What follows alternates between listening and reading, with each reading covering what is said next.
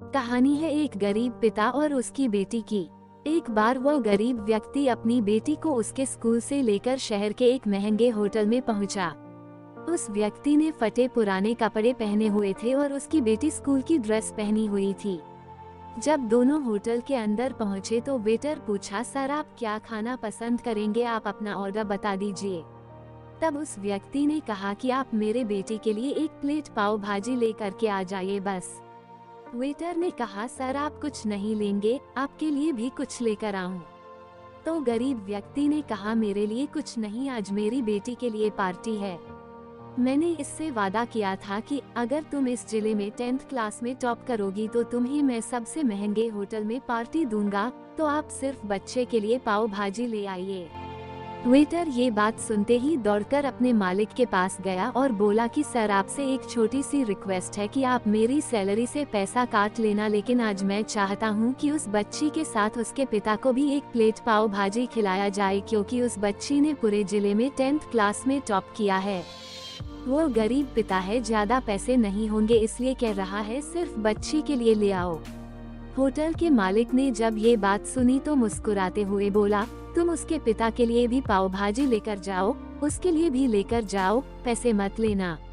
4 से 5 पाव भाजी पैक करवा कर ले जाओ और 2 से 3 किलो मिठाई भी लेकर जाओ और उनसे कहना ये पार्टी होटल की तरफ से है, आप ये मिठाई ले जाइए और जश्न मनाइए। जब वेटर ने 2 प्लेट पाव भाजी लेकर गया तो वो व्यक्ति चौंक गया और बोला, मैंने तो एक ही मंगाई थी, मेरे पास पैसे नहीं है। वेटर बोला, अरे सर शर्मिंदा मत कीजिए, ये पार्टी होटल की तरफ से है, आपकी बेटी, हमारी बेटी ने टॉप किया है, ये मिठाइयाँ लेकर जाइए और जश्न मनाइए। पिता और बेटी खुश हो गए और चले गए। कई साल बीत गए। उस गरीब पिता की लड़की अब यूपीएससी की तैयारी करके कलेक्टर बन चुकी थी और इत्तेफाक से उसी शहर में उसकी पोस्टिंग हुई थी। उस लड़की ने उस होटल में सूचना पहुंचा दी कि मैं उस होटल में लंच करने के लिए आ रही हूँ। होटल के मालिक ने जब ये सुना तो होटल को पूरी तरह से सजावा दिया। गांव में ये बात पूरी तरह से फैल गई और कस्बे के सभी लोग उन्हें देखने के लिए आने लगे। कलेक्टर अपने पिता के साथ उस होटल में पहुंची। कलेक्टर ने होटल के मालिक से कहा कि शायद आप मुझे पहचाने नहीं, हम वही पिता पुत्री है जो कि हमारे 10वीं क्लास टॉप करने पर आपने मुझे पार्टी दी थी। हम वही पिता पुत्री है, आज फिर से आए हैं और आज पार्टी हम देंगे आपको, आपके पूरे स्टाफ को और पूरे गांव को, क्योंकि आपने गरीबी का सम्मान किया है।